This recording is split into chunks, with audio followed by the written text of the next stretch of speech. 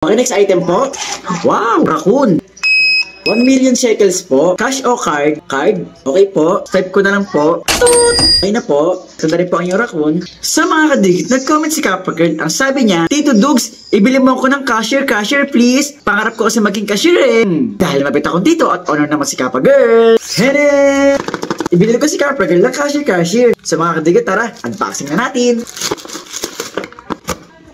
Wow! So mga kadigyot, eto na yung cashier na binili ko para kay Kappa Girl. So yan siya oh, may timbangan, may computan, meron yung taga-beep. Ito yung pera, lagyan na natin dito sa counter. So mga kadigyot, tara, try na natin.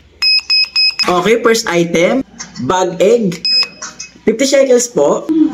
Okay, thank you. Next item, ripe mango. 10 shekels po.